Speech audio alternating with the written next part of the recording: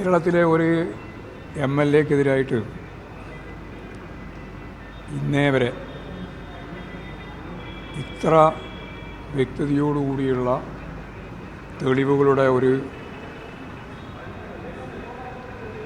പെരുമഴ പ്രവാഹം ഇതിനു മുമ്പ് ഒരിക്കലും ഉണ്ടായിട്ടില്ല. ഇന്നലെ ഞാൻ പറഞ്ഞത് കോൺഗ്രസ് ഗൗരവപൂർവ്വം ആലോചിക്കണം എന്നാണ്. കേരളത്തിൻ്റെ എല്ലാ മേഖലയിൽ നിന്നും ഇപ്പോഴ്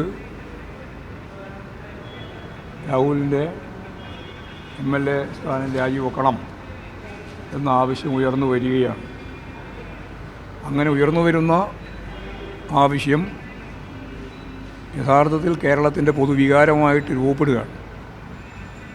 അപ്പോൾ ഇത്ര ഗുരുതരമായ തെളിവുകളോടുകൂടി വന്ന ആരോപണം എന്ന് പറയുന്നതിൽ കാര്യമില്ല, തെളിവുകളോടുകൂടി വന്ന ഈ കാര്യം അടിസ്ഥാനപ്പെടുത്തിയിട്ട് രാജിവെക്കുകയാണ് യഥാർത്ഥത്തിൽ ചെയ്യേണ്ടത്. പല പ്രതികരണങ്ങൾ ഈ വിഷയത്തിൽ വരുന്നുണ്ട്. അപ്പോൾ അതിൽ VK ശ്രീകണ്ഠൻ ആദ്യം പരാതിക്കാരെ അപമാനിക്കുന്ന തരത്തിലൊരു പ്രസ്താവന നടന്നത് ഇവരുടെ തിരുത്തിയെങ്കിൽ പോലും അല്ല, അതൊക്കെ തിരുത്തേണ്ടി വരും.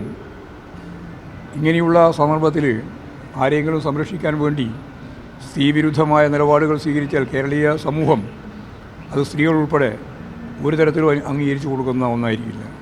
അതാണ് വളരെ പെട്ടെന്ന് തന്നെ ശ്രീകണ്ഠന് തിരുത്തേണ്ടി വന്നത്. ഞങ്ങൾക്ക് എന്ത് ധാർമ്മികത കുറവായുള്ളത്? ഞങ്ങൾക്ക് പൂർണ്ണമായിട്ട് ധാർമ്മികതയേ ഉള്ളൂ.